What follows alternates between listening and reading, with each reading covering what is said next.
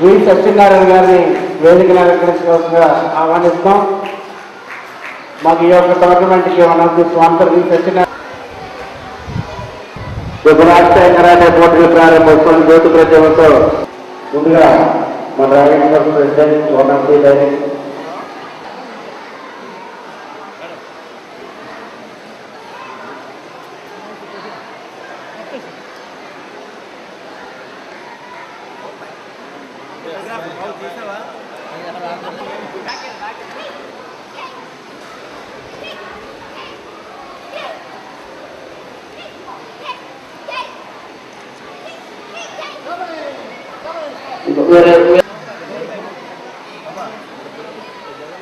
Thank you sir. Thank you very much.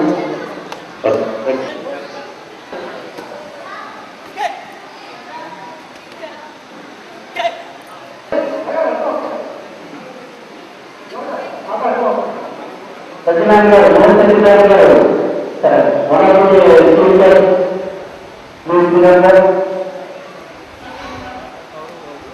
Very good.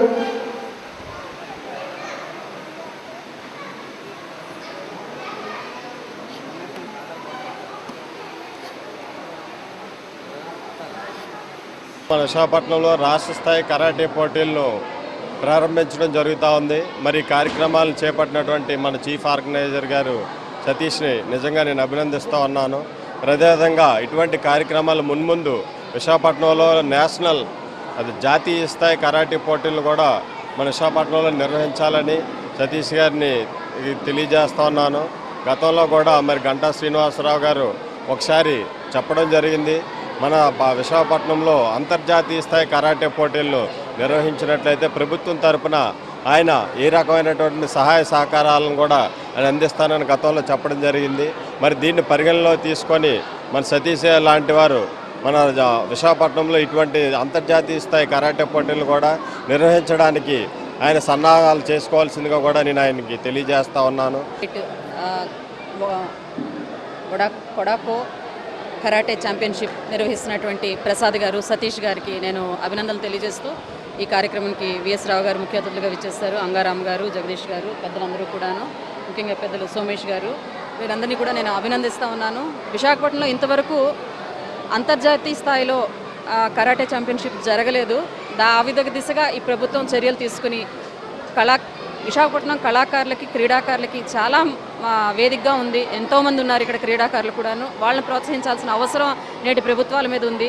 అలాగే కొంత నిధులు కూడా కేటాయిస్తున్నారు స్పోర్ట్స్ కోసం. వాటిని వీళ్ళ కోసం కేటాయించి అభివృద్ధి చేసే దిశగా వాళ్ళని ప్రోత్సహిస్తే విశాఖపట్నానికి పేరు తెచ్చే విధంగా, వన్నె తెచ్చే విధంగా, దేశానికి వన్నె తెచ్చే విధంగా అనేక మంది క్రీడాకారులు ఇక్కడ నుంచి తయారవుతారు. ఆ దిశగా అనేక సార్లు మంత్రివర్యులు గంటా శ్రీనివాస్ గారు మాట ఇవ్వటం కూడా జరిగింది. మేము ఆయన కోరుతున్నది ఒకటే, ఈ క్రీడాకారులకి ఒక జాతీయ స్థాయిలో వీళ్ళకి గుర్తింపు వచ్చే విధంగా మీరందరూ ప్రోత్సహించండి. ఎంతోమంది విశాఖపట్నం నుంచి మీకు పేరు తెచ్చేటువంటి క్రీడాకారులు, కళాకారులు ఇక్కడ తయారవుతారని చెప్పి మేము తెలియజేస్తూ మరి ఈ కార్యక్రమ నిర్వాహకుల్ని ముఖ్యంగా సతీష్ నేను అభినందిస్తూ ఉన్నాం.